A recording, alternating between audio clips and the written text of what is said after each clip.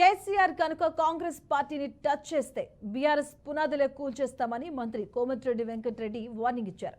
ఎన్టీఆర్ కు వెన్నుపోటు పొడిచిన సమయంలో కేసీఆర్ కూడా చంద్రబాబు వెంటే ఉన్నారన్నారు. దేశంలోనే దరిద్రమైన అందించిన ఘనత కేసీఆర్ కి దక్కుతుందని ఎద్దేవా చేశారు. సీఎం రేవంత్ రెడ్డి చూడలేకే కేసీఆర్ అసెంబ్లీకి రావడం లేదంటూ విమర్శించారు. కాంగ్రెస్ పార్టీ కనుక గేట్లు తెరిస్తే బీఆర్ఎస్ పార్టీలో మేరడానికి ఎవరూ ఉండరని ఘాటుగా వ్యాఖ్యలు చేశారు. మరో 3 నెలల్లో బీఆర్ఎస్ కనుమరుగు కావడం ఖాయమన్నారు. గవర్నమెంట్ పడేదానికి ఎంత ధైర్యం ఉండాలి. దొంగతనంగా దొంగ దీక్షలు చేసి విటమిన్ డి ఇంజక్షన్లు తీసుకొని నా దగ్గర 50 పేపర్లు మా గోనె ప్రకాశ్రావు ఆర్టీఐ తీసుకుని నాకు ఇచ్చిండు. ఇంజక్షన్ తీసుకుంటే 50 ఏళ్ళు కూడా బతకొచ్చు. మణిపూర్లో ఒక అమ్మాయి 20 ఏళ్ళు ఏదో దీక్ష చేసింది.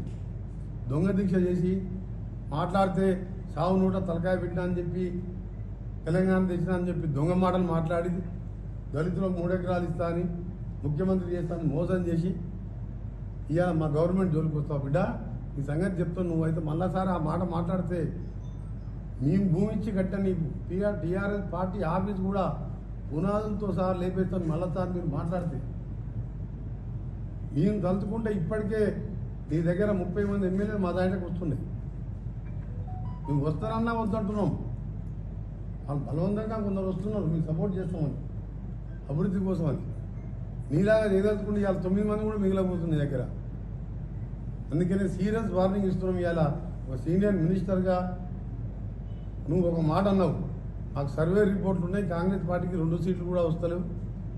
నారాయణపేటలో రేవంత్ రెడ్డి గారు ముఖ్యమంత్రి గారు ముఖం చూస్తే అర్థమైపోయింది. లిల్లుపుడు గారు ముఖ్యమంత్రి గారు అన్నాడు.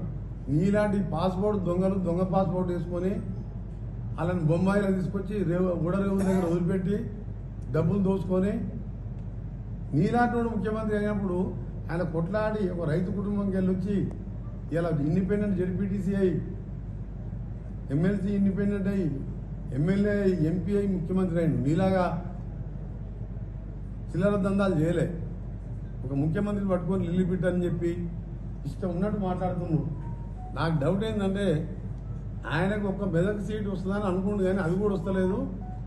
ఒక్క సీటు తెచ్చుకో కేసీఆర్ని ఛాలెంజ్ చేస్తున్నాను. ఒక్క సీటు గవర్నమెంట్ పడేదానికి